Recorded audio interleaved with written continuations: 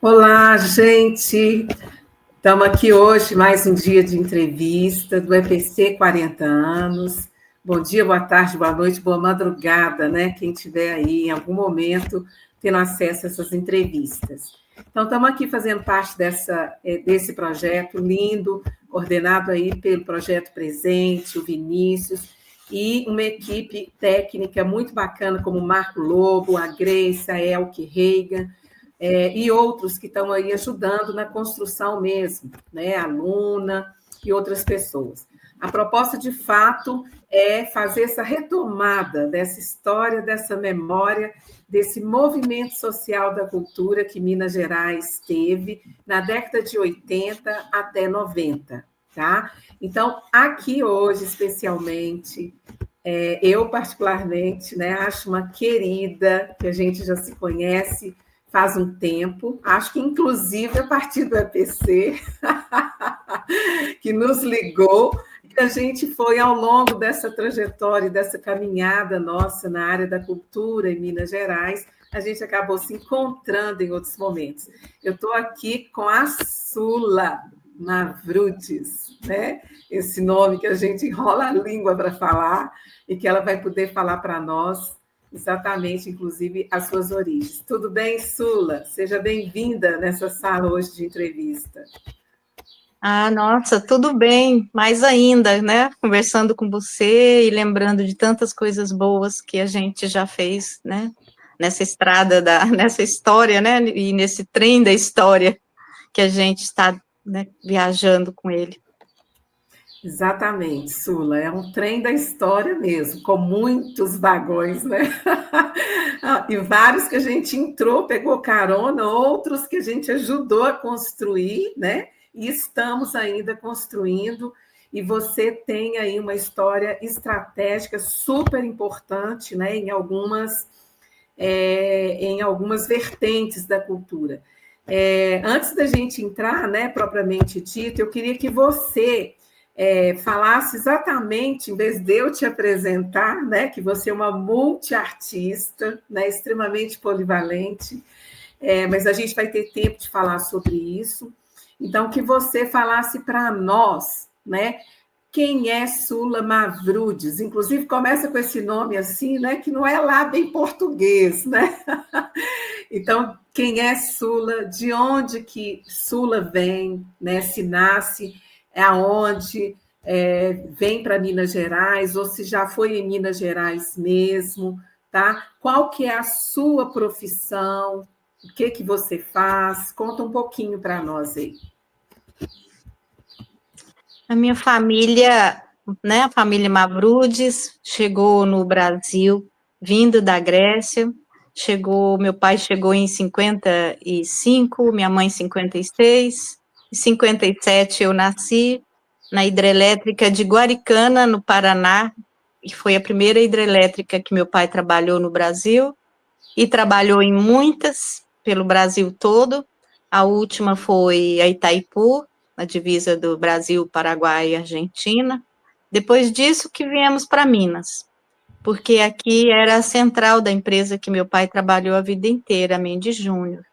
Aí que fomos virando mineiros também, gregos das Gerais, porque aqui tem uma grande comunidade grega, e nessa trilha de hidrelétricas pelo Brasil afora, eu tive assim, o privilégio de conhecer muitas culturas, né? A cultura popular, o teatro, de várias regiões.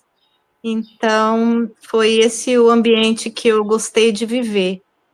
E aqui em Belo Horizonte é uma cidade realmente multicultural. Aqui tem tudo, desde as quadrilhas maravilhosas ao teatro, a dança, a música mineira maravilhosa, para mim uma das mais lindas do Brasil. E aqui eu continuei um trabalho de teatro, de dança, de música e de circo, porque meus pais, né, meu pai trabalhando em hidrelétricas o tempo todo, a arte ao vivo que chegava nesses lugares em maior, né, em maior quantidade, assim, era sempre o circo itinerante, que ia nas vilas dos operários, né, dos operários de obras, né, as operários nos canteiros das hidrelétricas, canteiros de obras das hidrelétricas. Fui ficando amiga de muitas famílias. Meu pai ajudava essas famílias, consertando caminhões, consertando a gambiarra dos circos, né, a rede elétrica, a questão da segurança, consertando as motos dos Globos da Morte, e ganhávamos muitos convites. A gente ia muito no circo. Mas depois dessa peripécia, né, por tantas hidrelétricas e tantos lugarejos ou lugares afastados, né, muito longe das grandes cidades, quando viemos para cá, eu comecei a conhecer as famílias que não viajavam mais com as lonas, as famílias que tinham muita dificuldade de vir trabalhar na cidade, as famílias que não tinham acesso à saúde, à educação, a todas as políticas sociais, e aí eu comecei a ver o circo não como o lugar do espetáculo e das dificuldades da itinerância, mas o lugar da exclusão, o lugar de não acesso a todos os direitos fundamentais. Uhum. Então, E aqui foi começando esse caminho para o circo, mas minha profissão ainda é o teatro, né? Sou autora, diretora, atriz às vezes, mais mímica e também como palhaça, a palhaça Kiki, que veio muito da mímica, e comecei a escrever um pouquinho mais longe, né, dos textos de teatro, depois que eu fui me voltando também para buscar uma política de apoio ao circo, né, tentando achar uma política de Estado, porque eu tinha passado a minha vida inteira, na verdade, ajudando pontualmente famílias. Sim, é interessante, né, te ouvir, porque assim, né, a gente vai ter tempo aí de você desenvolver mesmo toda essa militância e a sua contribuição, que pelo menos você já deixou aqui em Minas Gerais, né, com política para o circense, mas eu nunca tinha te ouvido você falar exatamente que essa referência se forma também na itinerância da sua família desde criança. Então, desde criança, você acostumou a receber o circo, mudar de local e tornar encontrá-los em outros locais também, né? Eu nunca tinha ouvido te falar dessa... Os circos, né, principalmente no interior, eles buscam lugares onde tem público. Os circos vão nos lugares que ninguém vai, né? As outras atrações têm mais dificuldade de acesso, a dificuldade de levar um espetáculo para outros lugares é comum a todos os artistas, né? A circulação é uma grande dificuldade. Mas os circos viajam com a sua própria casa, e a sua casa de espetáculo, a sua casa moradia, e eles vão nos lugares. E a gente se reencontrava também muito, porque eles seguiam as hidrelétricas, seguiam as obras da construção. Os circos seguiam as construções de linha de trem, seguiam a construção da Belém-Brasília, na época, Transamazônica, né? E Orlando Orfei acompanhou, né, a construção das grandes estradas, Belém-Brasília, Transamazônica. Ele chegou com as primeiras carretas no Brasil, e as pessoas iam atrás do circo para ver as carretas também, ver os espetáculos, ver os animais que ninguém tinha acesso, né?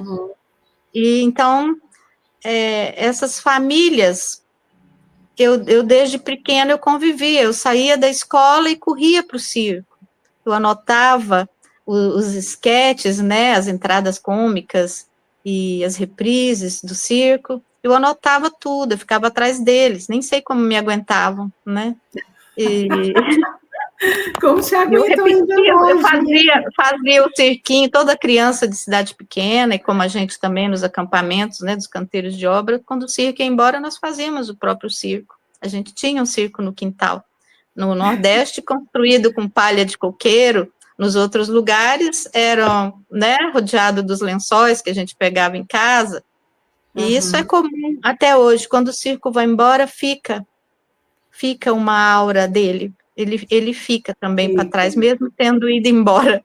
Fica então, presente na gente durante um ele tempo. É fica. impressionante, as crianças, né? Elas ficam contando, relembrando. É isso Então, mesmo. isso... Agora, Sula, você chegou, então, em Minas Gerais, em que a sua família, quando? Em que década isso? Foi em 1986, depois das obras... Em Minas depois, Gerais só na década de 80? 86, a última obra que meu pai trabalhou, e eu também, foi nas obras da Mendes Júnior no Iraque. E depois a gente veio para cá, meu pai ainda trabalhou na Linha Vermelha, na Itaipu, mas nós já ficamos em Belo Horizonte, por uma questão já de que a família já estava itinerando há muito tempo, e que precisava de um lugar fixo. Como aqui não era a terra dos meus pais, não tinha um lugar para voltar, não podia voltar para a Grécia, aqui ficou como referência. Na época, Belo Horizonte e Minas era o melhor clima do Brasil, Belo Horizonte era cidade jardim, mas também era cidade que as pessoas que trabalhavam nas obras da Mendes Júnior, por exemplo, se alguém ficava doente, precisava de um atendimento mais sério, né, mais grave na saúde, era para cá que as pessoas vinham. Ou quando o funcionário é transferido de uma obra para outra, era para cá que a gente vinha. Então, a gente amava o Parque Municipal, né? A gente tinha essa coisa de ficar no Hotel Itatiaia, no Hotel Sul-Americano, no Hotel Metrópole, era onde as famílias que trabalhavam na Mendes Júnior ficavam, e ali a gente tinha acesso ao teatro, né? A gente ia ao Palácio das Artes, a gente ia nos teatros que tinham na época, e aqui era uma referência muito linda para a gente, essa cidade. E foi aqui que foi escolhido depois pela família, né, aqui. Sim.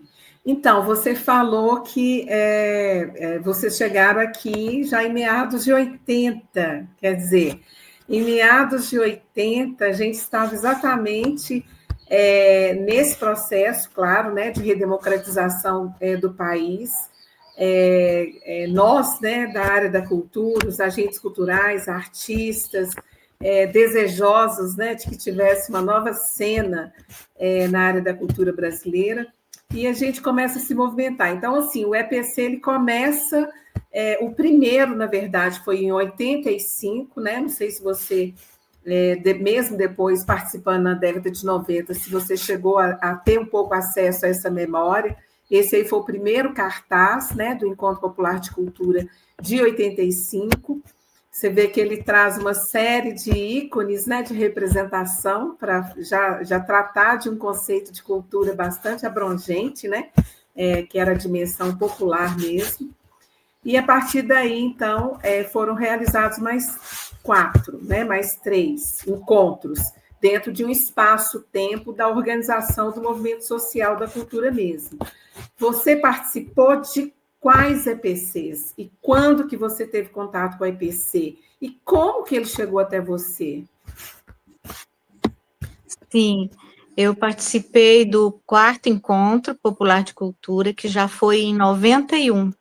Da minha chegada até essa data do EPC, eu não tinha tomado conhecimento, eu não conhecia ninguém que participava e não tinha ideia desse movimento. Realmente eu estava trabalhando só com teatro, dando aula de teatro em alguns lugares, com uma companhia, trabalhando, dirigindo outras companhias, ainda estava muito no balé, ainda, né, na área da dança, fazendo também coreografias, e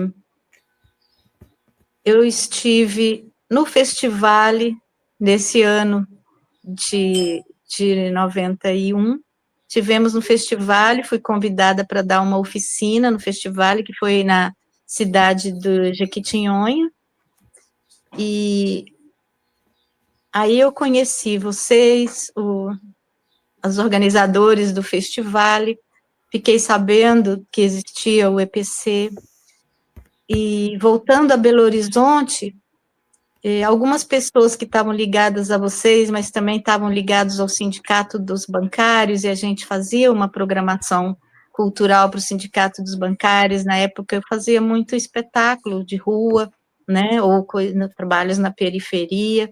Então, fomos um dia chamados, né, para uma reunião com a organização do EPC, porque alguém lá do festival indicou a gente.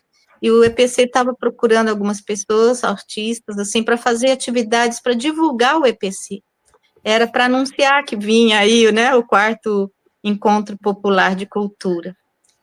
E aquilo foi tão motivador para mim que eu convidei algumas das pessoas que tinham feito a minha oficina lá no festival, porque era uma oficina de direção de teatro, e vários diretores de companhias de teatro de várias cidades moravam aqui em Belo Horizonte, alguns e outros de outros lugares próximos. A gente se entusiasmou tanto com a ideia do EPC, quando a gente soube, que resolvemos fazer não só uma forma de divulgar, mas resolvemos fazer várias performances, vários espetáculos de rua, um a cada dia, para fazer na Praça 7 e nos arredores, para anunciar. E criamos realmente uma série de pequenos espetáculos de rua. Sula, antes, então, de você entrar, propriamente dito, na relação com o EPC, você, então, nessa época, você atuava já mesmo dentro de grupos de teatro. Você trabalhava com aulas, interagiu com o Movimento Cultural do Vale de Jequitinhonha no festival, né, já para dar oficinas, né? E aí, dentro da capital mineira, você já atuava mesmo com grupo de teatro e dança, é isso? Profissionalmente ou em termos só de militância? Só não, né? Imagina. Continuo trabalhando nisso, né? Continuo trabalhando com teatro, às vezes mais ou às vezes menos, mas continuo dirigindo também outras companhias. Estou dirigindo agora o Alto de Natal, que vai ser feito no final do ano. Tenho dirigido ou participado, ou feito preparação corporal ou vocal, numa grande companhia de teatro que existe aqui, que é tradicional, ela tem mais de 30 anos, é da Igreja São João Batista, no bairro Salgado Filho. O Alto de Natal esse ano foi feito na Praça da Liberdade, foi uma produção extraordinária, porque essa companhia gosta de fazer coisas extraordinárias. Há alguns anos eu trabalho também com eles. Você está como diretora? Tendo no Alto de Natal, sim, e na Paixão de Cristo, na Praça da Liberdade, na Paixão de Cristo, eu trabalhei na preparação do elenco, preparação corporal, vocal. A Madalena Rodrigues, a nossa diretora lá do Sindicato dos Artistas que dirigiu. A gente tem revezado essa atividade, sendo que o diretor da companhia mesmo é o Toninho, que é o nosso colega, Antônio Diniz, que foi nosso colega no Conselho Estadual de Cultura, também outro militante da arte da cultura. Então, você falou no Conselho Estadual de Cultura, você tem essa militância aí também, né? Nós entramos, inclusive, no Conselho Estadual de Cultura, tivemos, né, como conselheiras, né, numa época, mas você tem frequentado esses conselhos com uma certa assiduidade, não é isso? Você teve no de Belo Horizonte? Eu participei do Conselho Estadual, eu participei desde a fundação, desde que iniciou, até a gestão anterior. Eu saí há pouco tempo, essa última que eu não estou, sempre representando o circo.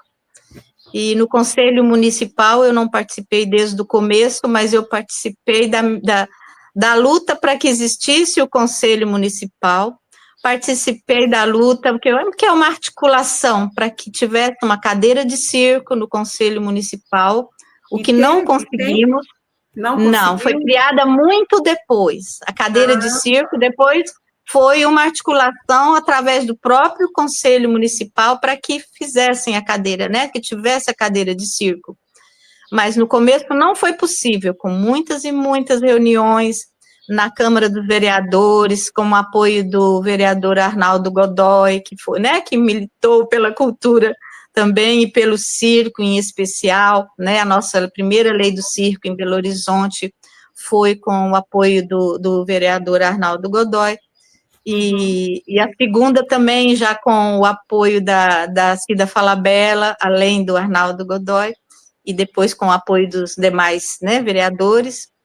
E o Conselho Estadual, a gente conseguiu iniciar algumas políticas para o circo, mas eu participei também da construção do Plano Estadual de Cultura, né? Eu fui da equipe que foi votado dentro do Conselho Estadual de Cultura, foram selecionadas 6 pessoas para elaborar o Plano Estadual de Cultura, então eu fui uma das pessoas, Madalena também, e a gente, depois que esse plano ficou pronto, ele ainda circulou por um ano pelo estado, para que as pessoas pudessem adequar mais, né, e contribuir também, quem não contribuiu durante o processo, mas durante todo o processo de elaboração, que foi muito tempo, nós ficamos ligados a todos os representantes, a todos os movimentos, para que ninguém pudesse ficar de fora, nenhum setor ficasse fora, né, e ainda com a circulação,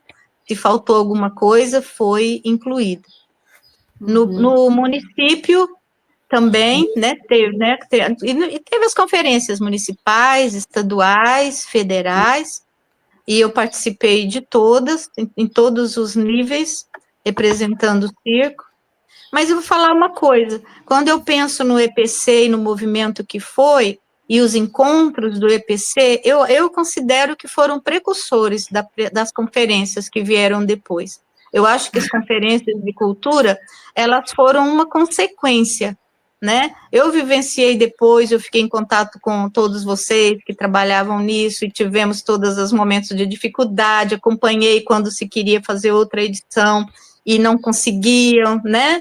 E eu já entendi, eu já sabia quem eram as pessoas da cultura aqui, quem queria fazer, quem não queria, e como funcionava, e a dificuldade de se organizar um grande evento, a dificuldade de se conseguir apoio para fazer esses eventos que vêm da solicitação da sociedade civil, né? E eu acho que as conferências foram em maneira maior idênticas ao encontro do EPC, porque os que se tratava de tudo, né, se conversava sobre tudo, se tinha políticas para tudo, tinha sugestões, as demandas eram muito, muito claras, né, Eu acho interessante você falar isso, porque né, quer dizer, é uma pergunta que eu ia deixar mais para o final, e que você continua antecipou um pouco agora, que é falar desse legado, né, do EPC, tanto na vida pessoal, profissional, né, e nessa conjuntura mais geral. Então, você acha que aquela imersão naquele contexto do EPC, com toda aquela efervescência de debates e lógica de funcionamento também, você acha que foi um insight preparatório àquilo que nós passamos a vivenciar depois com as conferências? Essa é a primeira pessoa que faz essa associação direta, viu, eu vejo com muita clareza que foi uma evolução, mas eu vejo, inclusive, a partir de mim mesma, porque até aí, por exemplo, imagina uma pessoa que todo ano, de 2 em 2 anos, de 3 em 3, mudava de lugar, né, conhecia outros fazedores de cultura, com mesmas dificuldades em cada lugar, né, é a mesma dificuldade da relação com o poder público para que as coisas se realizem. Então, que em todos os lugares, à medida que eu fui crescendo, assim, como um entendedor do que é a engrenagem da cultura, em muitos estados, em muitas cidades, né, aqui em Belo Horizonte existia uma coisa muito madura, que eram pessoas que já se encontravam e já discutiam juntas, né, e já tinham propostas, que já faziam folhetos, que já publicavam pequenos cadernos, com as propostas, com os estudos, jornais. Eu tenho tudo que eu consegui do EPC. Eu tenho outras coisas que foram publicadas nos outros encontros, né, no interior, no festival e tudo. E eu acho que foi uma evolução. E durante o Plano Estadual de Cultura, eu pude ver que era uma evolução, que os temas do EPC não estavam esgotados, ao contrário, aquilo ali tinha sido praticamente, para mim, né? Eu acho que era um diagnóstico. o que o EPC fez. Eu acho que era um diagnóstico, mas muito bem organizado, porque era registrado. E é assim que eu vejo. E olha que eu não era da organização, eu era das pessoas que participavam. E que, por sorte, né, eu e meu grupo e outras companhias que, né, nos juntamos, a gente contribuiu dentro da própria engrenagem, né? Mas a programação do EPC, por exemplo, que eu tenho aqui na minha frente, olha só os temas, né? Todos os temas que nós trabalhamos, eles foram ligados também aos temas que a organização do EPC estava tendo, né? E todos os temas eram políticos, não era simplesmente uma mostra cultural. Era mais do que um encontro, mais do que uma mostra de culturas, né? Primeiro, era um encontro realmente de várias manifestações culturais, o que para mim já era uma grande construção, por exemplo, né? Por isso, tanto entusiasmo de fazer um espetáculo, de levar, de anunciar, né? Que bacana.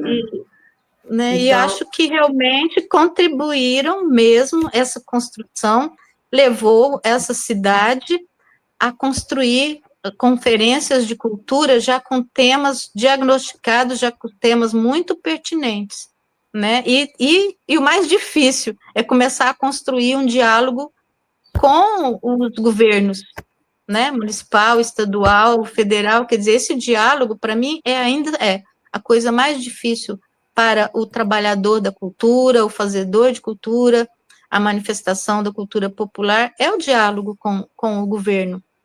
Porque ninguém na sociedade pode ficar fazendo cultura isolado, né? A arte não é para ser feita isolada, né? As manifestações populares não são para cientificar cada um no seu canto, mantendo as suas tradições, né? E como que você trabalha sem um governo? Como que você faz isso sozinho, né?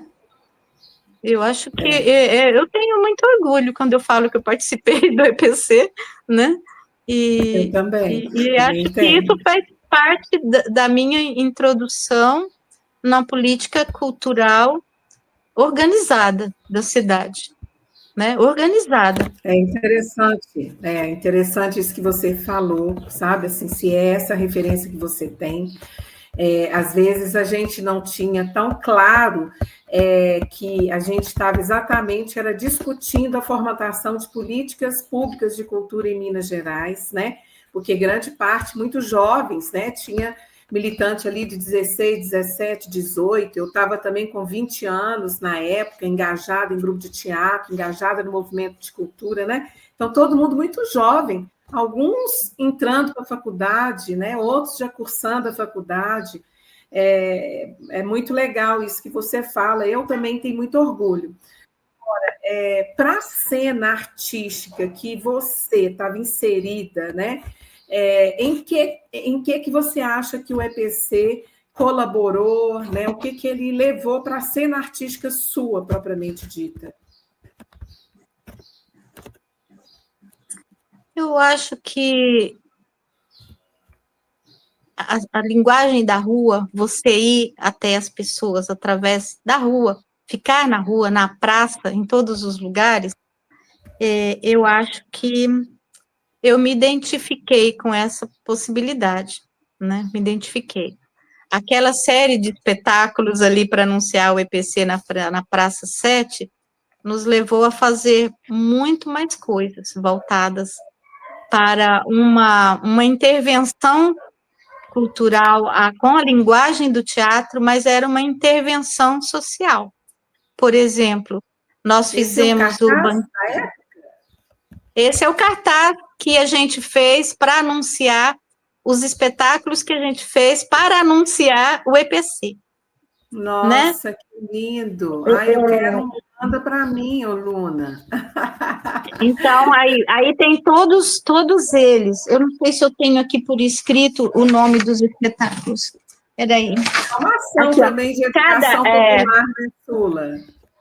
Cada espetáculo teve o seu próprio cartaz, e nós divulgávamos na véspera, muitas pessoas, nossos grupos. Cada espetáculo teve o seu próprio cartaz, vejo, Você né? pegou o Aqui, tema, né? o tema da Então, felicidade.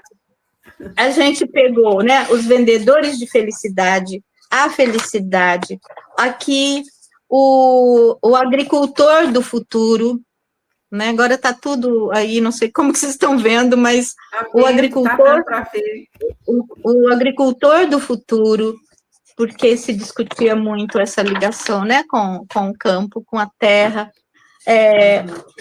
Aqui, ó, a questão do governo, a questão dessa ligação da sociedade, das pessoas, com os órgãos públicos, com as pessoas que ditam, né, as regras da relação do artista com a gestão pública.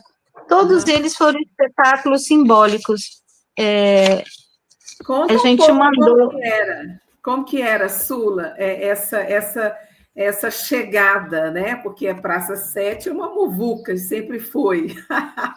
E vocês incidindo com o teatro naquele espaço público. Eu estava em Belo Horizonte já, eu coordenei esse EPC, mas, assim, queria te ouvir como foi a chegada, como é que vocês ligavam o conteúdo da peça com o temário do EPC? Como é que vocês construíram isso e como que você recebia, né, essa receptividade das pessoas?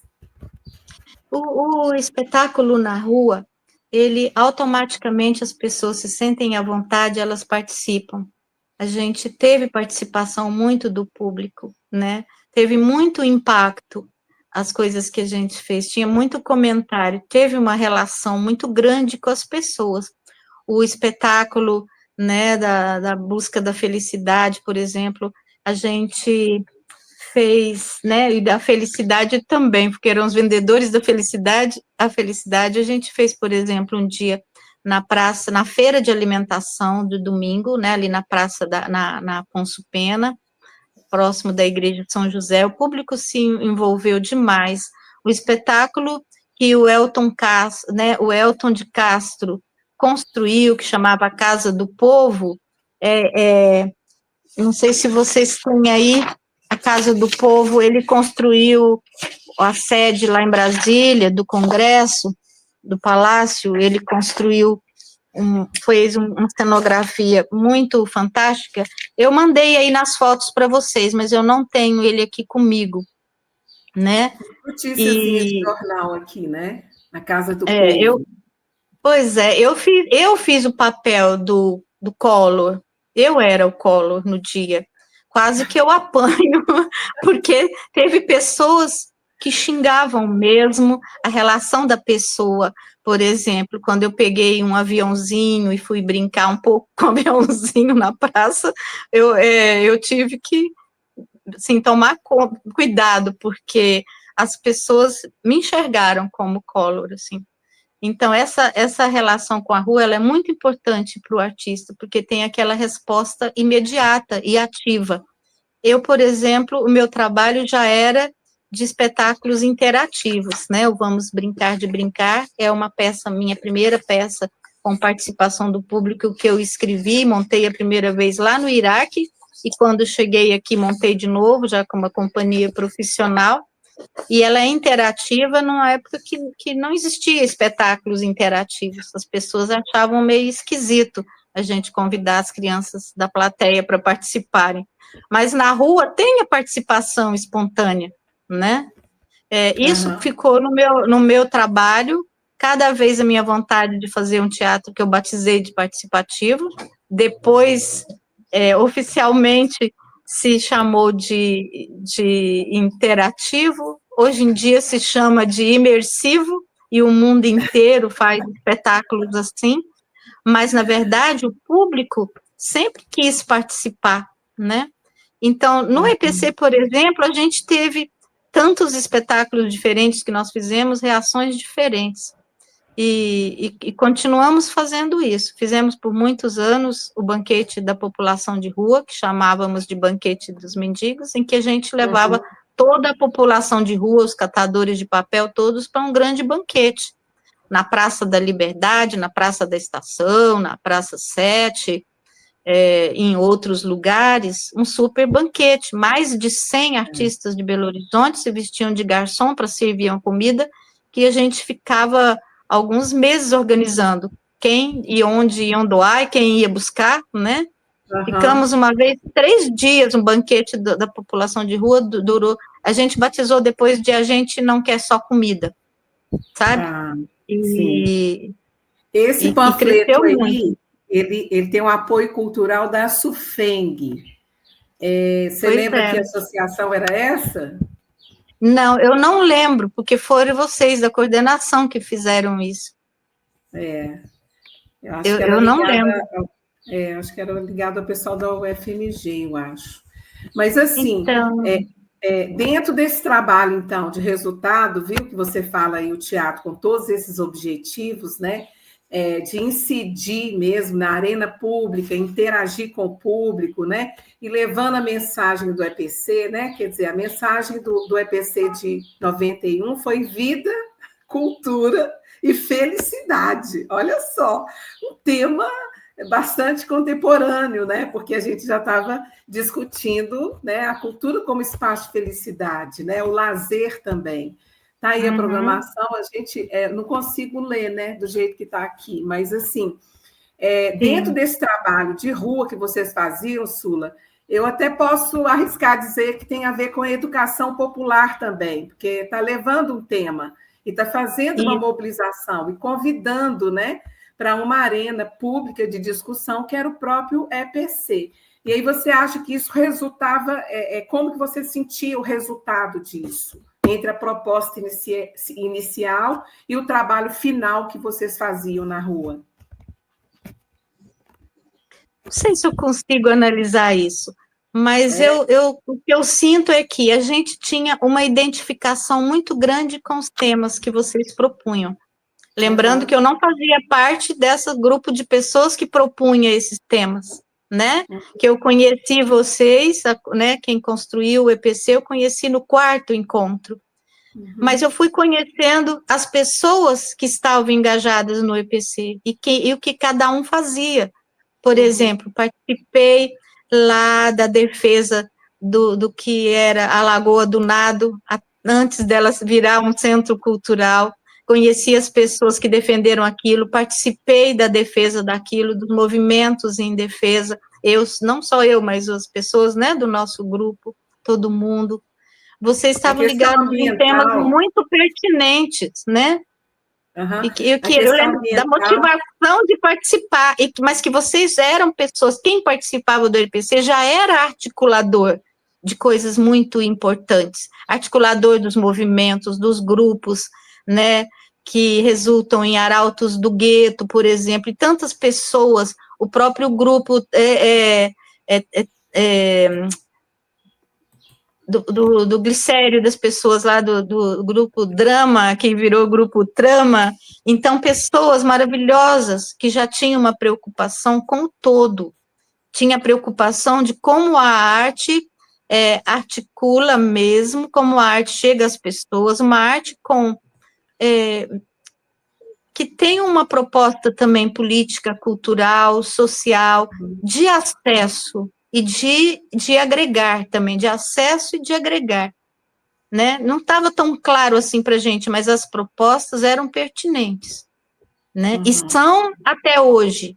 Se você for pegar as propostas de vocês e ver os temas depois das conferências, mais para frente, pode ser que o vocabulário mudou, mas ainda os focos, né, de atenção, eles são os mesmos. Ainda não resolvemos todas as coisas que estavam sendo tratadas. Ainda não existe uma engrenagem para resolver isso, né? Se criou instrumentos, nós, dentro dos conselhos, inclusive, a gente tentou criar, né, instrumentos que pudessem realmente estimular, apoiar, resgatar toda a produção cultural, tudo, né, que o ser humano faz e manifesta através de toda a sua diversidade cultural, né? E ainda não existe isso. Existe alguma coisa que apoia um ou outro segmento. Essa construção está sendo feita ainda, né? E você chegou a participar de alguma plenária nossa? Você percebia que tinha toda uma conexão com movimentos do interior? Você, né, assim, de onde você participava, você conseguia perceber isso? eu Igual não você falou, eu participei tive lá do de que você está Jequitinhonha. chamando de plenária. Eu não lembro se participei. Eu participei no interior de reuniões, de tipo seminários, algumas coisas assim, que estavam se discutindo um tema lá no interior. Mas as pessoas do EPC estavam lá, né? Então dava para ver que vocês estavam articulados com os movimentos do interior. Por exemplo, nos dois festivais que eu dei oficina, eu participei também de alguns eventos políticos que tratavam de problemas, né, do meio ambiente, que tratavam de problemas mesmo da cultura, né, de ciências, né, e tecnologia, a questão dos rios, né, a questão da poluição, a questão do desmatamento, a questão da mineração. Quando eu participei de eventos no interior, o EPC estava lá organizando, a equipe do EPC estava organizando. Eu não sei se eu conheci todo mundo, mas é difícil desassociar a figura do Guilardo, a figura do Izinho, a sua figura, a Elke, tem outras pessoas que eu estou lembrando aqui, estou vendo a pessoa, mas não estou lembrando claramente o nome. Você lembra de Né? Doroteia? Sim, não?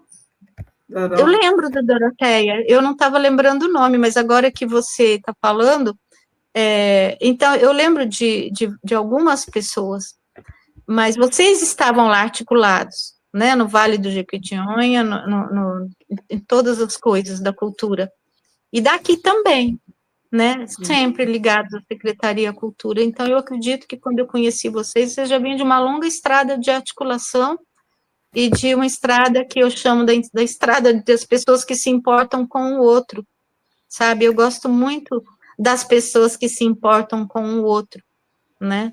E vocês se importavam e se importam, e vocês estão coerentes com vocês mesmos. Todos vocês que eu conheci, eu vi depois onde cada um estava, né? Te vi depois secretária de Cultura de Diamantina, te vi no Conselho Estadual. Então, vocês foram muito coerentes, assim como a nossa presidente do Sindicato dos Artistas. É de uma coerência tão grande você ficar à frente de uma proposta, à frente de uma classe, e buscar coisas para a classe, sendo que não há o respaldo do lado dos governos, né? Há um respaldo do terceiro setor com o próprio terceiro setor, já é difícil essa união que vocês já faziam de agregar as pessoas. Quanto mais tem um respaldo do poder público, porque tem uma coisa que eu acho que dificulta, é que nós, como sociedade, como grupos, como pessoas que pensam a cultura e pensam em como essa cultura se tornar acessível, né? Caiu, né? Eu acho que eu caí. Eu saí um pouquinho do voltou. áudio. Vou voltar uma frase só. Eu acho que a dificuldade, por exemplo, é mais fácil sociedade civil com sociedade civil, segmentos artísticos, se reunirem nas mesmas propostas, dar seguimento nas suas lutas, porque somos os mesmos. Mas no poder público, na gestão pública, as pessoas mudam toda hora. Não é uma missão de vida do gestor público fazer o que ele faz, mas é uma missão da nossa vida, isso que a gente faz de articular. A nossa forma de viver é através de um espetáculo, de uma oficina, de um show, de um livro, né, de viver, difícil forma de viver, né, através quando o seu trabalho é a expressão artística. Mas a nossa dificuldade, eu acho, de dar sequência às atividades é justamente a rotatividade dos gestores públicos. As gestões, 4 anos para se construir uma política, né, para se construir e efetivar, implementar e ela ter sequência, é um grave problema. Por isso que nós voltamos aos temas, os temas são recorrentes, as demandas são recorrentes, né? E vocês são muito coerentes nisso, né? Muito coerentes, vocês sempre buscando uma forma, uma hora está na Secretaria de Cultura, uma hora está, né, tá no Ministério da Cultura, uma hora a gente está tentando dar continuidade, apesar das mudanças, né? Ontem a gente esteve com o Kleber Camargo, não sei se você também se lembra dele, o Kleber, o Edivar, tiveram uma contribuição, e eles eram os escritores também, autores, né, e ajudaram muito a sistematizar os cadernos Trem da História, os textos, né, e o Kleber estava falando, o Kleber foi secretário, presidente da Fundação Carlos Drummond, grande produtor, com vários turnês na Europa, e sempre levando a identidade do local, né, sempre levando a Itabira no coração. Ele fala, é uma cachaça, essa tal dessa cultura é uma cachaça, não tem jeito. Não é fácil, né? Mas a gente, é aquilo que eu faço porque amo, porque, né, você vai fazer na área da cultura, por que exatamente? É tudo tão difícil, né? Mas é isso. É porque é difícil, porque é para todos, né? Se o artista quiser sobreviver sozinho, não é fácil. Só você sobreviver já é uma grande peripécia, né? Agora, você querer que todos sobrevivam, aí também é bem mais difícil, porque a construção das leis, né? A construção das leis é a coisa mais difícil para um ser humano. Eu acho que o pior e mais difícil, só que o mais necessário exercício que o ser humano tem que fazer, enquanto um ser politizado, é conseguir implementar uma lei. Mas aí vem um outro patamar, depois que existe a lei, ainda ela entrar ela ser executada pela sociedade, por todos os segmentos, porque nós já conseguimos várias leis para o circo. Nós somos pioneiros aqui em Minas em conseguir colocar o circo, uma legislação pertinente a circo, no Código de Posturas da cidade, que foi em 2010, depois em 2018 uma lei municipal para circo. Nenhuma das duas coisas ficou perfeita. Isso, essa cartilha foi a primeira, né? Essa cartilha foi a primeira publicação que nós fizemos para o circo em Minas. A Leonora Santa Rosa, secretária do Estado de Cultura, e com uma diretoria, com, né, uma equipe que entendeu a questão do circo, e essa cartilha chamava Seja Parceiro do Circo, porque geralmente o poder público e a parte da sociedade são inimigos do circo. O circo carrega uma visão tão errada sobre o circo. Né?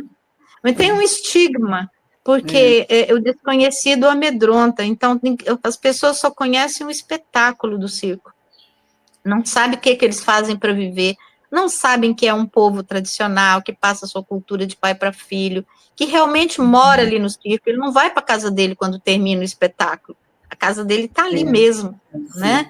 Não sabe que eles não têm acesso à saúde, porque não tem endereço fixo, o sistema de saúde, apesar de ter para todos, a cidade exige que tenha um endereço na cidade, indo até contra a Constituição brasileira, as leis municipais vão contra, né, o SUS, e vão contra a Constituição brasileira, que diz que cada cidadão, enquanto está na cidade, mesmo sendo uma visita rápida como a de um vendedor ambulante, ele tem plenos direitos. Ele tem direito, mas não acessa, né? Então, essa cartilha, ela veio mostrar isso. Oi? Você recebeu um prêmio, Sula, em 2015, né? Quer dizer, esse vínculo seu aí de anos e anos, construindo e tentando exatamente abrir uma nova linha, né? Nova de abordagem, de trabalho, de inserção de novos direitos culturais ligados ao povo circense. E em 2015 você recebeu um prêmio, fala um pouquinho dele para nós. Você está lembrada? Eu estou lembrando do IFAM, né? Um prêmio aí, de... Ó, fundadora da não, estou pensando no do IFAM. Recebi o prêmio do IFAM, que é de salvaguarda, né? da cultura circense do povo. E esse foi o da Rede Globo, né? Eu fui Prêmio Bom Exemplo. O Prêmio Bom Exemplo. Também é pelo meu trabalho pelo circo, pelas famílias circenses, principalmente pelas famílias dos circos de lonas tradicionais, né? Foi para que essas famílias continuassem existindo, as leis que a gente conseguiu fazer, os projetos, sim. Em 2014 foi o prêmio do IFAM, e em 2000, eu não lembrava que era 2015, fiquei pensando o que eu recebi em 2015, realmente é muito importante isso, porque você passa a ter um respaldo das pessoas, porque as pessoas parecem que precisam ver a assinatura de um órgão, de alguém no seu trabalho, antes de ouvir realmente o que você está falando, o que você está querendo, né? Mas eu tive muita sorte nesses anos todos de militância pelas famílias circenses, é que eu vejo que as pessoas gostam do circo, mas que a burocracia não é voltada para determinadas coisas. E a mesma pessoa que diz para a gente que gosta do circo, que tem lembranças lindas do circo dele, na cidade dele, na infância, é a mesma pessoa que nega o alvará para o circo, sabe? A relação da gente com os gestores públicos, enquanto conversa sobre o circo, é maravilhosa. Mas vai no setor de fiscalização, o alvará não sai de jeito nenhum, né? Você mesma já ajudou os circos com a burocracia lá em Diamantina, que é difícil, né? É bem Às difícil. Vezes, os comerciantes... Você, como secretária, né? Você pode ajudar. Os comerciantes, às vezes, se juntam para formar opinião junto ao prefeito, né, para dizer que o circo vai tirar dinheiro da comunidade. É de uma perversidade, né, isso daí, gigante. O circo está ali durante 15 dias, 10 dias, né?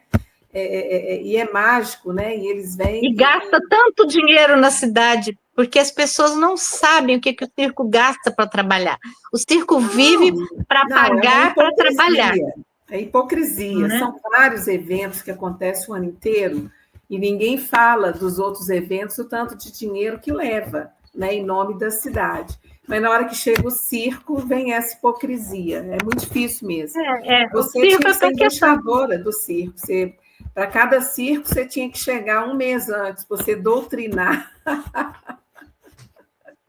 É muito complicado isso. O circo paga aluguel do terreno, sendo público ou não, né? O circo paga o licenciamento todo, paga a vistoria de bombeiro, paga a luz com antecedência, paga a água, né? Instalação de luz e água com antecedência e o consumo estimado por antecedência, tendo direito de receber a restituição se não gastou o que pagou, nunca conseguiu receber, né? Porque o processo de restituição é para não restituir mesmo. A divulgação é uma coisa muito cara, né? A vida das pessoas no circo é muito cara quando chega na cidade, principalmente quando chega sem nada da outra cidade, porque gastou tudo, porque ele paga para entrar numa cidade, ele paga tudo com antecedência. Na cidade anterior tem que pagar tudo com antecedência, gasta tudo na próxima cidade, né? Tem uma pessoa que nunca está no circo, que é o secretário de frente, por isso que ele chama, ele está sempre à frente do circo. O circo está lá em Diamantina, mas o secretário está louco pelas cidades vizinhas para ver para onde o circo vai quando acabar o alvará, né, de Diamantina. Pode ser que eles não vão ter lugar nenhum para ir, vai ficar no posto de gasolina na estrada, né? Aí o cara da borracharia deixa ligar, puxar uma luz para os trailers, para as famílias não ficarem sem luz e sem geladeira lá dentro do trailer, onde pode ter até uma insulina lá, que não pode estragar, né, porque tem diabéticos no circo também, e eles têm grave problema de ficar sem luz por causa dos remédios na geladeira. Então, assim, ninguém sabe quanto o circo gasta, ninguém sabe que o circo mal consegue fazer a manutenção da própria lona, da ferragem, dos aparelhos. Aí fala, teve acidente no circo, porque o circo é feio, tá rasgado, poxa, mas a bilheteria não cobre a comida, né? Então, assim, quando você tem acesso por algum instrumento, por uma conferência, por um seminário, por alguma coisa, dá oportunidade para o circo de falar da realidade dele, já está sendo um caminho para se criar leis. Aqui em Minas, a gente teve alguns gestores bons para o circo no governo do estado, né? Tivemos uma ótima gestão com a Eliane Parreiras, que ajudou a gente a ter um diálogo bom com a Corporação de Bombeiros, porque dificultava muito a vida do circo, uma exigência da Corporação dos Bombeiros, que o projeto do circo fosse protocolado para cada cidade, quando se protocola o pedido de vistoria dos bombeiros, precisa da planta do circo, o ART e a planta do circo feito por engenheiro. Se o circo muda toda semana, o circo tinha que gastar só com o engenheiro de 500 a R$1.000, a 1.200, a 2.000, né? Como que um circo vai gastar isso só para fazer o pedido, né, para os bombeiros? A vistoria dos bombeiros é barata, é R$350, né? Mas o projeto de engenheiro era muito caro. Conseguimos uma audiência na própria Secretaria de Cultura com as pessoas da Corporação de Bombeiros, com o engenheiro da Corporação de Bombeiros, para mostrar para eles que o circo, depois que tem uma planta, ele não muda. É a mesma planta. Não é porque o circo muda de um lugar para o outro que eles vão montar diferente, não. Cada peça tem que encaixar no seu lugar. E o engenheiro do circo, que também se chama capataz, é um cara genial, porque ele desmonta tudo e depois monta tudo perfeitamente, né? É um edifício que se monta e desmonta com perfeição. Então, nós conseguimos mostrar isso para a Corporação dos Bombeiros, para mostrar que o circo é o mesmo que vai de cidade em cidade. Por que exigir uma nova planta, né? E os bombeiros de Minas entenderam, e os circenses passaram a usar a mesma planta por 1 ano, e até mais, né? Desde que, se mudou alguma coisa no circo, comprou uma lona nova e não é mais redonda, é oval, ou se mudou o posicionamento dos extintores, né? Aí muda-se o layout, muda a planta. Então, isso facilitou demais a vida do circo em Minas. Também se mudou o prazo de análise do projeto, porque você protocolava, e antes era, não lembro bem se eram 15 dias para o prazo para o bombeiro analisar, porque antes de fazer a vistoria, ele tem que analisar o projeto que você mandou, o pedido. Então, agora, em 3 dias, o bombeiro já, se recebeu o pedido com a data de estreia, né, ele vai lá, rapidinho. Então, isso foi mudado na gestão da Eliane Parreiras. O que mudou na gestão do secretário Ângelo Osvaldo foi que o circo foi incluído no ICMS cultural, como um critério para que as cidades tenham acesso ao orçamento do ICMS cultural. Então, as cidades que têm um patrimônio histórico, como um coreto, uma biblioteca, você conhece melhor que eu, que você também é bem da área de patrimônio, né? As cidades que têm uma boa pontuação têm também um bom orçamento através do ICMS cultural.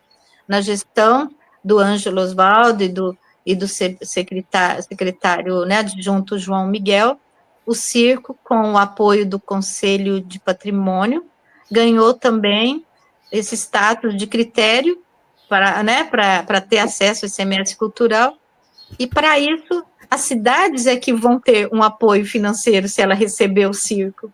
Não é o circo que vai ter parte desse orçamento, é a cidade que recebeu o circo, que implementar a lei municipal de circo, ela vai ter uma pontuação que melhora o que ela já recebe para o ICMS cultural. E tem cidade que às vezes não tem nenhum patrimônio lá, ela não recebe nada.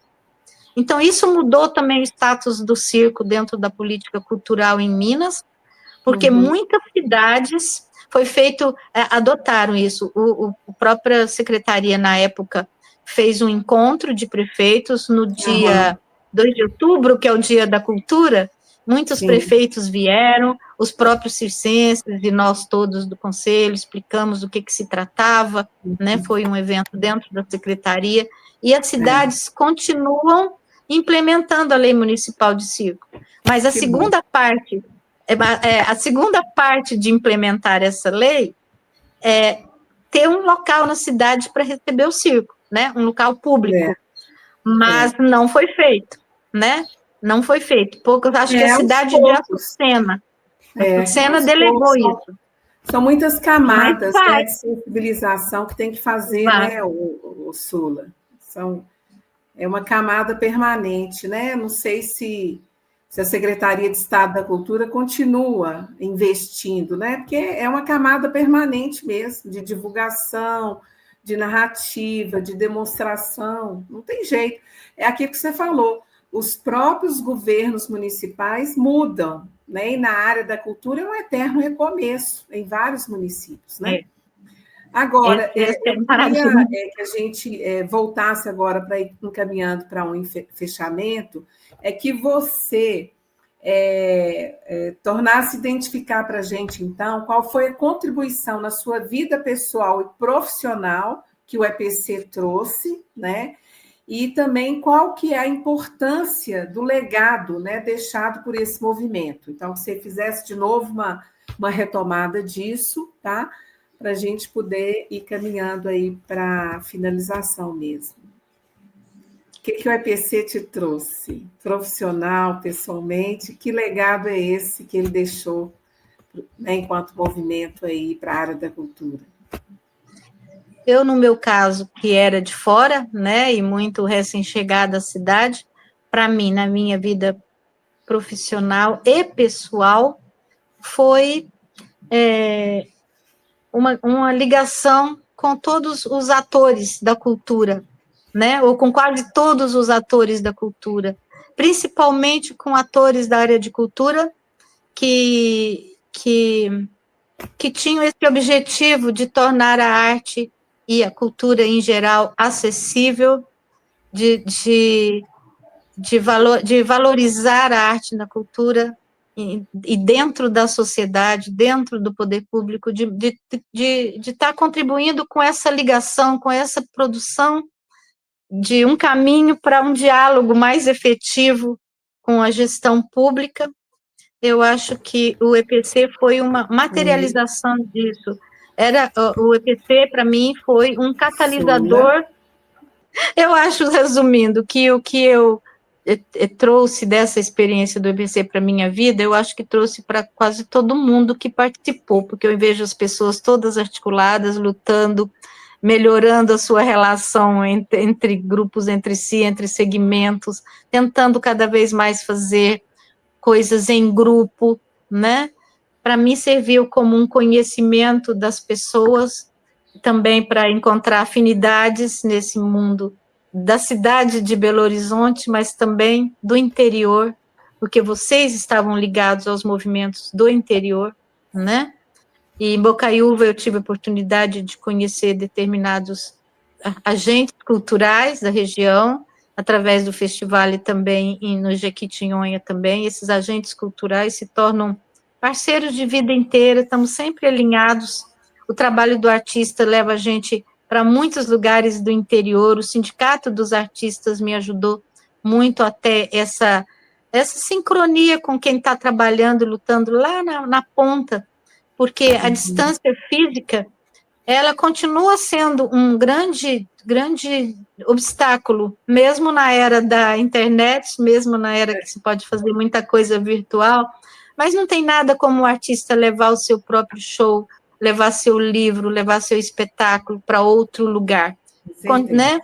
Então, essa movimentação, esse alinhavo entre muitos lugares, é uma coisa que, para mim, eu vi que era possível, que estava acontecendo aqui, e que vocês faziam. Esse momento de discutir em conjunto que eu vi com vocês e se aperfeiçoou, e chegou nas conferências, e tem muito resultado, muito material produzido, muita coisa registrada que fica para sempre. Quem quiser continuar aperfeiçoando esse caminho, tem isso, tem esse registro. Por isso que eu registrei algumas coisas do circo também, para que ficasse um rastro, né, do que se fez até agora na enciclopédia, né? Na enciclopédia. Minas não tem como falar de política pública e circo sem falar em Sula, não é? Dicionário crítico, você que fez? Sim.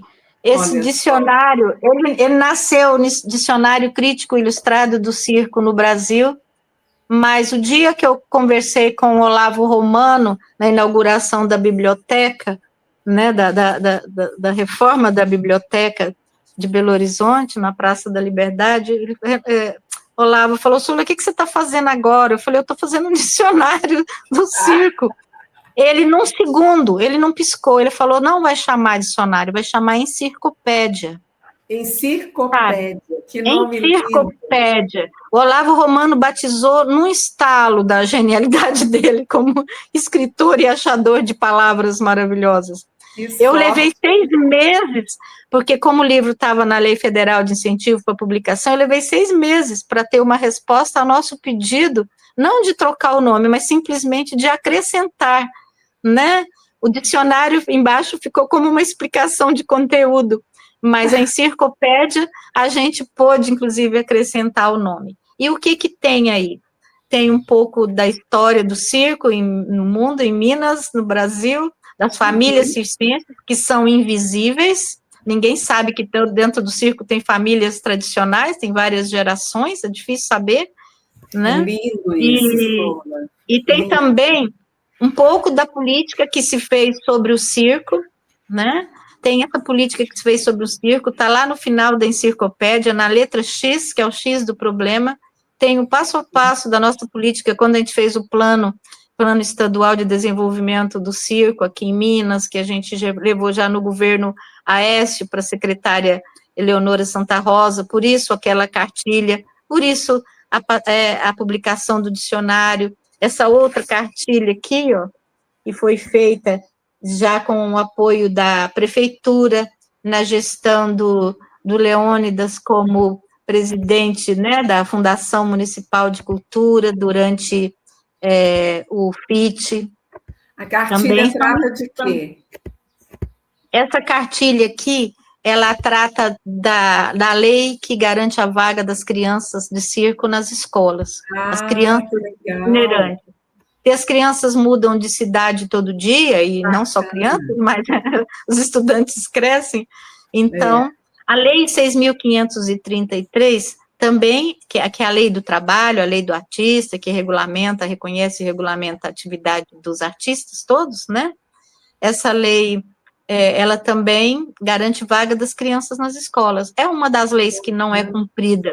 É uma das leis que o Ministério da Educação poderia se aprimorar mais em divulgar melhor para suas delegacias de ensino, para as secretarias de educação.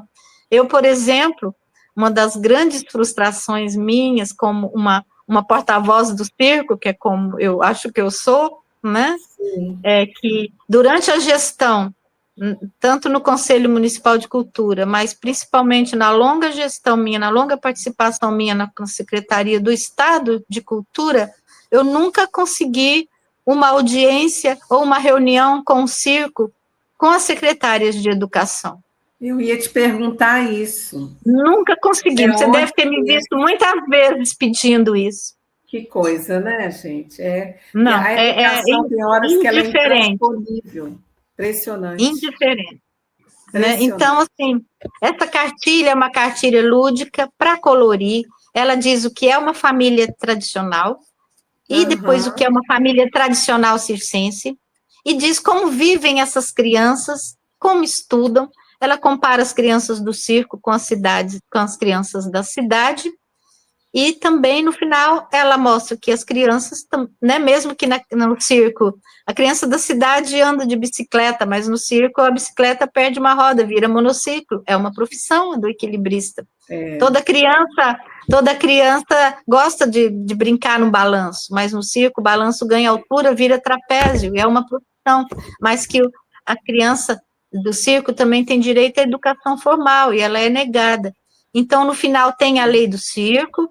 Essa cartilha, ela foi feita como modelo para que as secretarias de educação pudessem publicar do jeito que elas quisessem, distribuíssem para as escolas, para que os professores e os alunos e todo mundo conhecesse um pouco mais do circo e fizesse que a criança que chega na cidade e vai estudar por um tempo, que a criança de circo seja inserida realmente. Não deixem ela lá na última carteira e depois, quando na hora de ir embora, não dá nem o histórico para ela seguir para frente, né? É muito complexo isso, né, para a gente falar, mas o que essa cartilha, ela contribui para isso, né? É para o conhecimento da lei e o cumprimento. Uhum. Você realmente é a grande embaixadora mesmo, e na própria secretaria merecia ter um setor voltado para isso, porque é uma informação que o tempo inteiro ela tem que ser refeita, né? Assim, e essa conexão de qual circo está indo para qual lugar, né? A própria secretaria também mediar. Na verdade, já estava, né? Já passa da hora, né? Eu acho de realmente ter essa estrutura mesmo de apoio ao circense, mas você sabe mais do que eu, né? Os empecilhos, porque nenhuma secretaria tem um setor para o circo. Pode ter setor para música, pode ter setor para dança, tem setor para uma coisa ou outra, então, mas não isso para que eu estou te falando. A Secretaria de Estado precisava evoluir com isso, né? Porque ela tem outros setores, né, de política de cultura bem estruturados, né, com pessoal, com logística, infraestrutura. Agora, Sula, voltando aqui para a gente ir caminhando para a nossa finalização, eu queria que você retomasse o legado do EPC sobre o seu ponto de vista, né?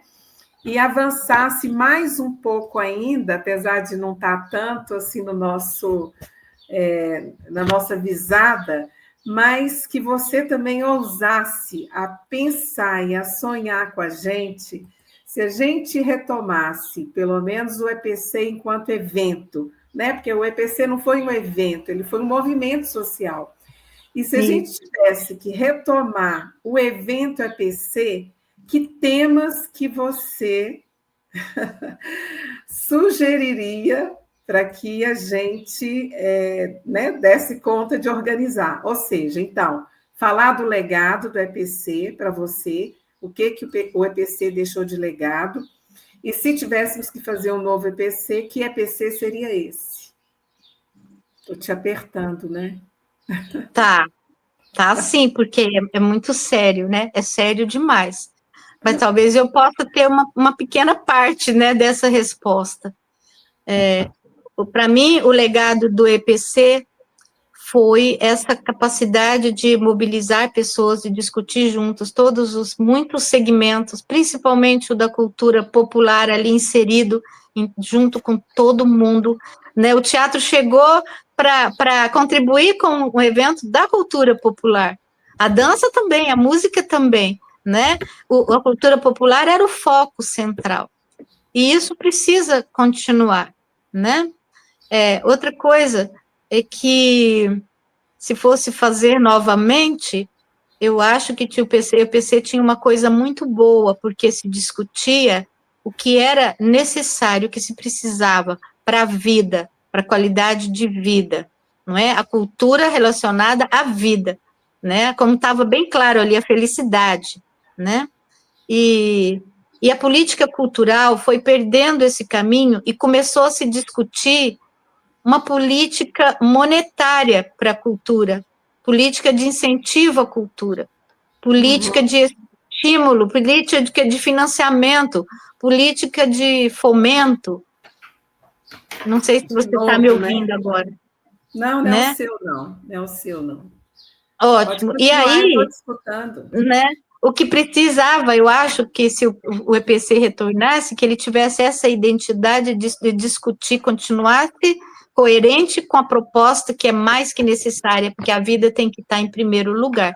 Então, é discutir, já que estamos dialogando com o poder público, e o poder público tem que contribuir, porque afinal somos cidadãos e pagamos impostos para que seja feita alguma coisa para todos através do Estado, né, e não políticas particulares, onde uma empresa pode financiar um projeto que vai ficar acessível para todos, porque tem recurso para ir, né, para levar um espetáculo para todos os lugares, é importante.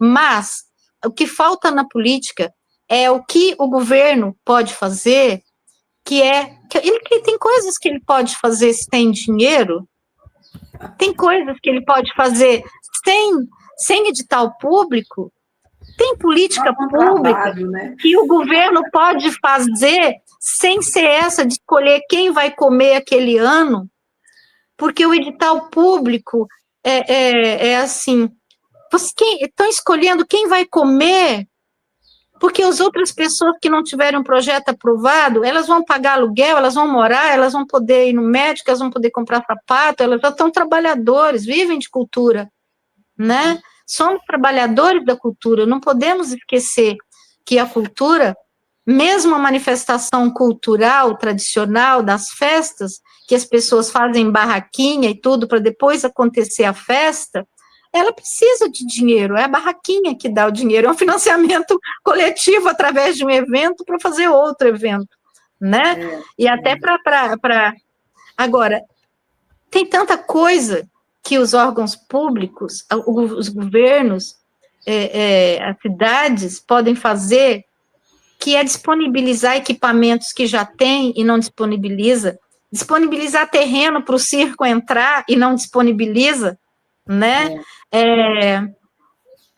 Facilitar o licenciamento de eventos, de coisas como o circo, adequar o licenciamento para um evento da cidade, adequando a documentação para circo, atividade permanente de caráter itinerante, é isso que reza a lei do circo, né? Não é um evento que o circense fica na casa dele 2 anos trabalhando, produzindo, para fazer um evento, não, ele trabalha 365 dias por ano, por exemplo. Então, tem políticas públicas. Temos que fazer um EPC itinerante, apenas para o circense, que tal? Um EPC itinerante? Não, pode ser itinerante, com tema circo, que pudesse envolver a cidade na discussão de como a cidade pode fazer uma política para o circo. E a política para o circo na cidade, ela é muito simples, não custa nada, não custa nada para a cidade, porque a cidade já tem um terreno, a cidade também já tem teatro para os artistas, pode ter um espaço. A cidade. Sula? A cidade. Vou te dar uma ideia. É um tópico que você pode propor. Assim como a gente vê em todo curso de formação de gestores, está aí a Fundação, a PUC, Sebrae, Senac, né? Todo mundo agora trabalha com as categorias, né? De gestor cultural, de agente cultural, o que é muito bom, né? Uhum. Então, esse é um tópico de curso que você pode propor e dar. Eu estou falando sério. É dentro de um IFNMG, é dentro de uma graduação, é dentro de uma pós-graduação. Isso merece, você está entendendo? Um tópico que fundamenta a formação dos gestores, né? De estruturar a política pública específica. Né? Eu estou falando isso porque eu trabalho com municípios também, fazendo consultoria, e aí, quando chega na hora de discutir as políticas setoriais de cultura, né, o que é isso? É pensar um público específico, com um tema específico, né? Então, esse assunto, esse tema que é de militância de vida sua, de vida inteira, né? Eu acho interessante, ele precisa ser mais difundido, né? E conectado nesses lugares que estão formando aí essa nova levada de gestores. Agora está todo mundo fazendo curso de gestão, não é? E a gente sabe o tanto que é necessário, né? Super necessário.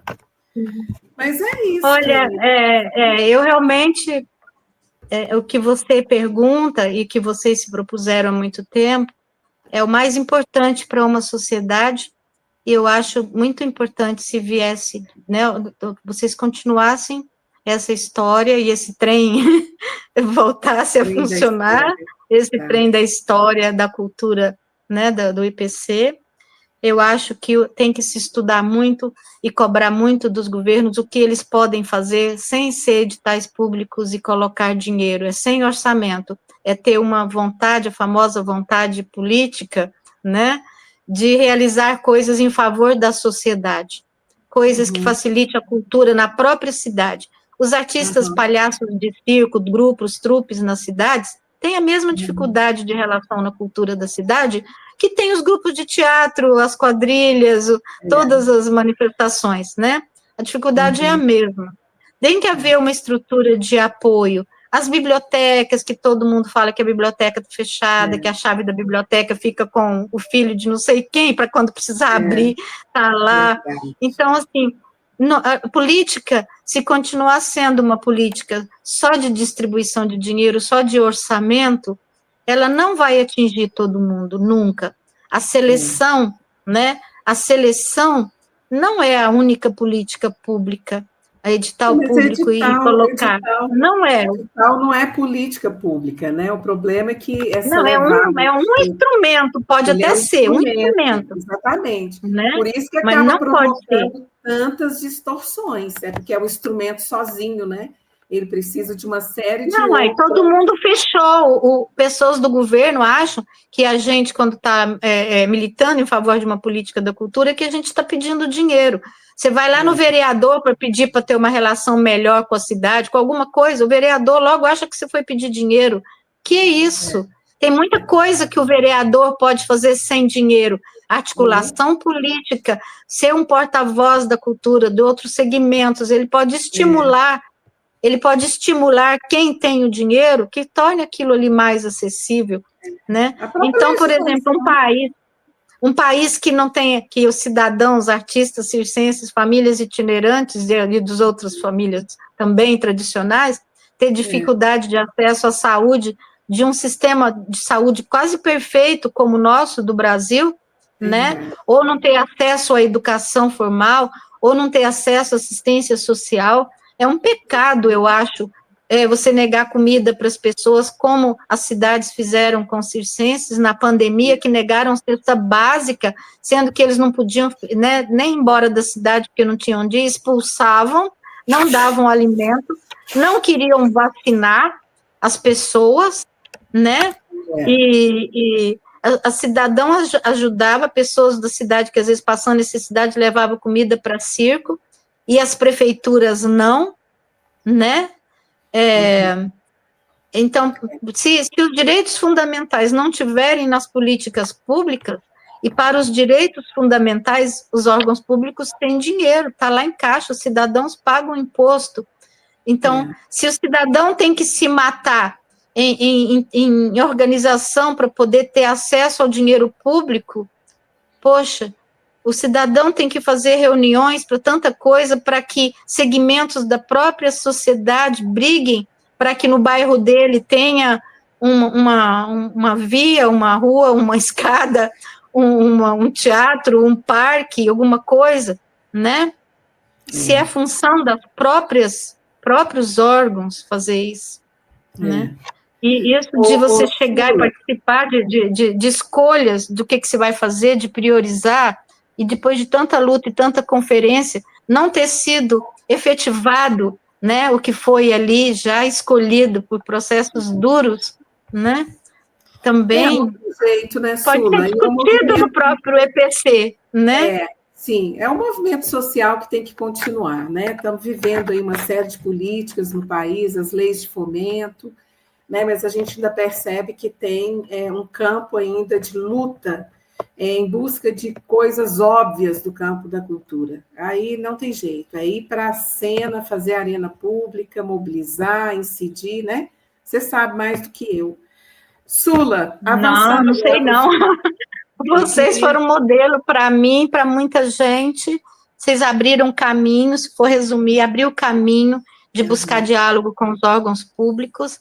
A ação exemplar, ela é muito importante. A sociedade caminha por ação exemplar, as famílias tradicionais vivem, aprendem e seguem em frente, é tudo por ação exemplar, né? Tudo por ação exemplar. O ser humano, ele precisa mesmo de diretrizes, precisa das pessoas que vão à frente, que matam a charada primeiro e puxam os outros. E nós, artistas, podemos nos organizar muito mais do que a gente já conseguiu até agora. No mais, eu quero agradecer. Para mim foi uma alegria poder falar do EPC e poder ver.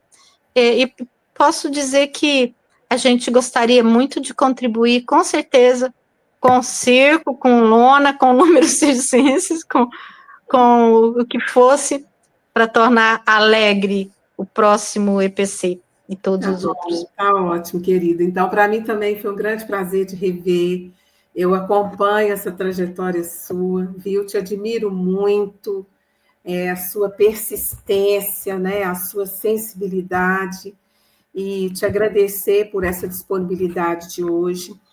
Te pedir, eu não sei se você chegou, você falou que você tem alguns materiais aí da época, tem o pessoal que está recebendo, a Grace está recebendo, está fazendo a cópia, né? Escaneando, porque a ideia é colocar na plataforma, né? E deixar disponível, né? Essa documentação, essa memória, tá bom? Então, aquilo que você puder e achar que dá para disponibilizar aí para o pessoal, eles vão receber e te devolver, tá bom? E te agradecer e te desejar que você continue com essa luz, essa força, essa persistência, né? E fazendo esse trabalho artístico que você faz aí também, no teatro, escrevendo, e é isso, né? Colaborando com os circenses, porque eles têm muito ainda a conquistar, com certeza, né? Então, se você quiser deixar mais uma mensagem aqui, a gente vai se despedir mesmo, e a Luna vai colocar a vinheta, tá bom?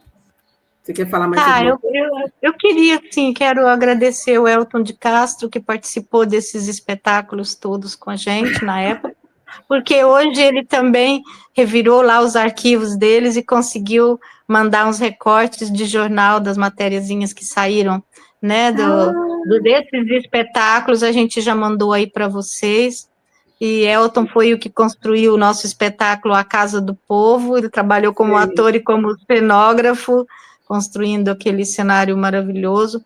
Eu não tenho fotos, mas vocês tinham um fotógrafo oficial, né, que deve ter foto de todos os espetáculos. Eu não sei diretamente exatamente o que é. Vocês tinham um fotógrafo que ficou lá e registrou todas as apresentações, né? Tanto Pode o nosso ser que fosse da espetáculo... Secretaria de Cultura, né? Que era parceira. Não, de vocês, da sua equipe. Fotógrafo e até hoje continua fazendo várias atividades, ficou trabalhando na Lagoa. Guilardo? Oi? Não é Guilardo, não, né? Não é o Guilardo, não. Ele era fotógrafo na época, amigo de vocês, ele ficou no Parque Ecológico lá da Lagoa do Nado, né? Ficou trabalhando lá também. E... JR fotografava também, sei lá. JR. Eu estava querendo lembrar, mas agora, né? JR, ele tem fotos, eu acredito, da época, de todos, porque eu lembro dele lá fotografando. Ele tem da performance na feira de alimentação da Afonso Pena, performance que a gente entrou, inclusive, na igreja São José, durante a missa. Foi muito fantástico o retorno daquela performance, que as pessoas realmente acreditaram que tinha uma noiva perdida procurando um noivo dentro da igreja, saíram atrás da gente para encontrar o noivo, festejaram quando a noiva encontrou o noivo. Então, assim, esses registros vocês têm, eu que não tinha, né, assim, eu não tenho, mas eu tenho outras coisas que eu vou achar. Eu te falo, tá? Se a gente conseguir, eu vou ver com o JR, se a gente conseguir, a gente... Bom, se ficar na plataforma, fica disponível para todo mundo, né? Mas se a gente identificar, eu te falo, tá bom? Tá ótimo. Então é isso, podemos encerrar? Queria só dizer que, na época, quem participou com a gente, além do Elton de Castro, foi o Thomas Edson Costa, também um ator que trabalha muito na área de saúde, tem um trabalho extraordinário, a gente chamava ele de Edson Costa, mas Thomas Edson, e Carlos Rogelo, que participou, ele era do grupo Asas da América, o Carlos Astral, que era do grupo Gaia, que também tinha espetáculos assim performáticos, fantástico, uma companhia que chamava Papelão, dirigida por Sérgio Fernando, o meu grupo, que na época chamava Palco e Luz, e que depois virou Circo Irmão Dourado, como chama até hoje, né? É verdade. E é isso, são pessoas maravilhosas que participaram. E a gente espera ter todos eles de volta no próximo EPC. Que ótimo! Todo mundo maduro, hein? Com muita experiência. Então tá, gente, olha, é isso. Um grande abraço, querida. Agradecer aí também essa moçada do projeto EPC 40 anos. que está sendo viabilizado, inclusive, por meio de uma emenda parlamentar do nosso humanista fantástico, que é o nosso deputado federal, Patrus Ananias, né, que na época, aí, acho que do último EPC, ele já era prefeito, bom, ele estava lá na Câmara, né, ele, João Bosco Senra, de vereador, depois ele foi prefeito de Belo Horizonte, né, e já colaborou muito também com os encontros intermunicipais de cultura. É isso. Agradecimento a Patrus, a todo mundo e a você, especialmente, um grande beijo, um grande abraço, e a gente se encontra aí nessas caminhadas aí da cultura, né? Muito obrigada. Obrigada. Falou.